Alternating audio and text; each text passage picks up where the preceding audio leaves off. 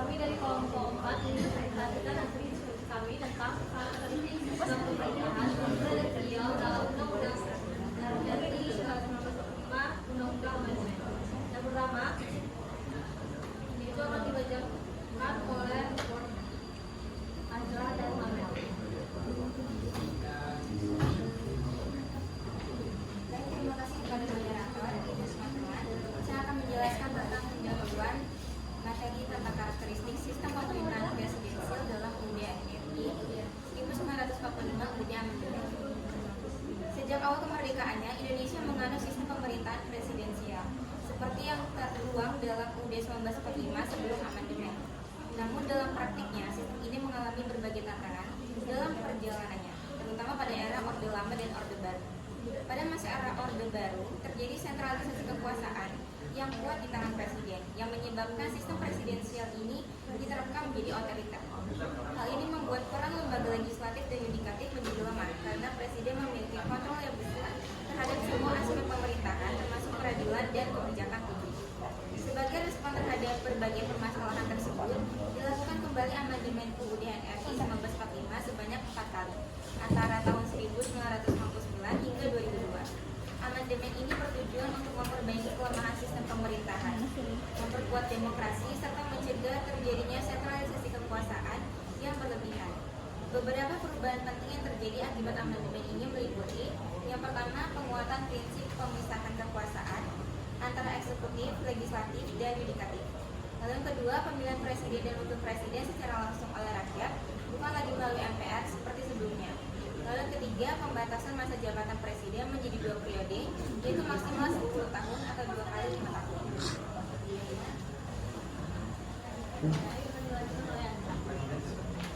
Selanjutnya, adanya peningkatan peran dan kewenangan DPR sebagai lembaga legislatif yang memiliki fungsi legislasi, anggaran, dan pengawasan terhadap pemerintah. 5. Ada pembentukan Mahkamah Konstitusi sebagai lembaga yudikatif yang berperan dalam menguji konstitusionalitas undang-undang serta menangani sengketa hasil pemilu. Dengan adanya amandemen ini, sistem pemerintahan presidensial di Indonesia semakin memperlihatkan ciri-ciri yang ideal, di mana kekuasaan presiden tetap kuat tetapi diawasi oleh mekanisme checks and balance agar tidak terjadi penyalahgunaan wewenang. Baik, yang selanjutnya akan dibacakan oleh. Baik, saya akan menjelaskan mengenai pada aturan kelalian pasal 6 Undang-Undang Dasar 1945 termasuk sebelum Majelis Permusyawaratan Rakyat, Dewan Perwakilan Rakyat, dan Dewan Pertimbangan Agung dibentuk. Menurut Undang-Undang Dasar ini, segala kekuasaan dijalankan oleh Presiden dengan bantuan sebuah komite nasional. Dari pasal ini menunjukkan bahwa pada awalnya terbentuk pemerintahan, lembaga-lembaga negara dijalankan oleh Presiden dan mempunyai kedudukan yang sangat kuat. Peran DPR terkait dengan Presiden sangat lemah, bahkan sistem pemerintahan tidak dapat dikategorikan dalam sistem pemerintahan parlementer atau presidensial. Selama lama, sistem presidensial beroperasi dengan cara yang sangat berbeda dengan ciri-ciri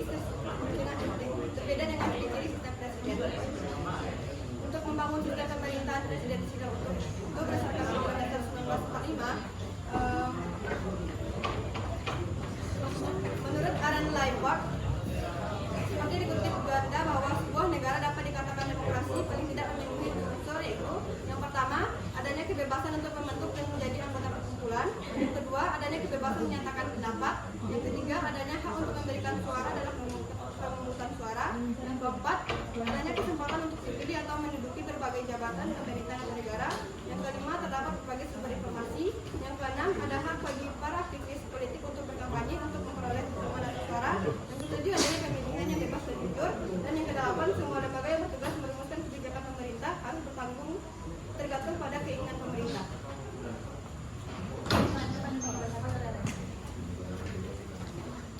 Menurut Jujur Rosau yang telah memunculkan doktrin volonté general sebagai kekuasaan tertinggi dalam suatu negara dulu oleh seorang individu, dikatakan mengandung 2 konsekuensi, yaitu yang pertama adanya hak rakyat untuk menggantikan atau menggeser penguasa.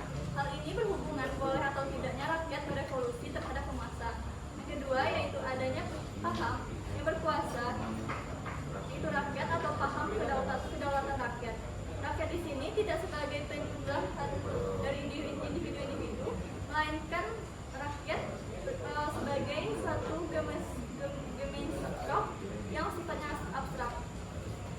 Kedaulatan rakyat berdasar pada voluntas general kemudian terwujud dengan peraturan undang-undang tentunya yang bersifat yang pertama yaitu kesatuan.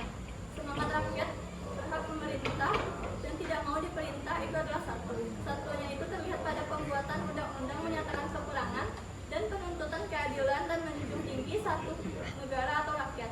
Yang kedua yaitu ulat tidak dibagi-bagi.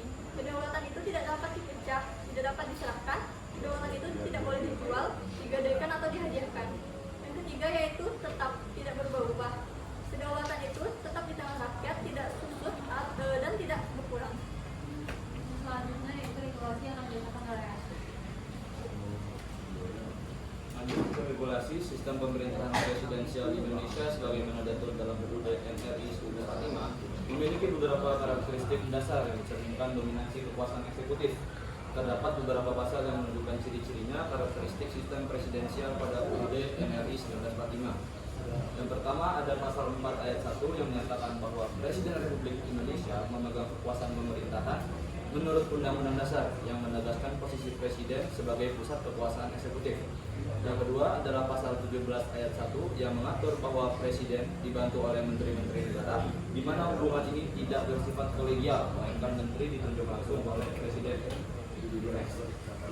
Poin ketiga pada pasal 17 ayat 2 menegaskan kembali bahwa Menteri diangkat dan diberhentikan oleh Presiden saja, menunjukkan bahwa Menteri menjalankan tugas di bawah otoritas Presiden. Sejak amandemen UUD 1945 antara tahun 19 hingga 2002, ada upaya untuk memperkuat sistem pemerintahan presidensial. Amandemen ini mengubah pasal 1 ayat 2 untuk menegaskan konsistensi sistem presidensial. Meskipun beberapa ahli masih berpendapat bahwa elemen parlementer tetap ada dalam struktur pemerintahan. Dalam konteks ini, Presiden berfungsi sebagai kepala negara, sekaligus kepala pemerintahan yang merupakan ciri khas dari legis presidensial. Hal ini berarti bahwa kekuasaan eksekutif dan simbolis terpusat pada satu individu, yaitu Presiden. Saya kembali lagi kepada menjawab. Selanjutnya yaitu bidang yaitu kebijakan analisis.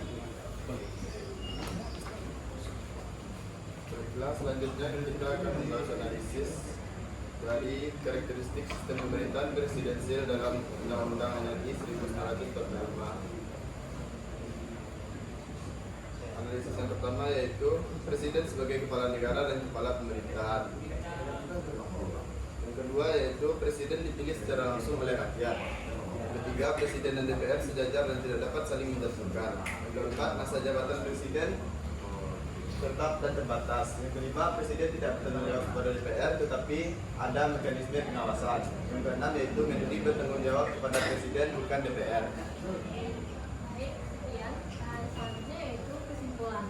Sistem pemerintahan presidensial setelah amandemen Undang-Undang 1945 memperkuat prinsip lembaga eksekutif, legislatif, dan yudikatif, sehingga setiap lembaga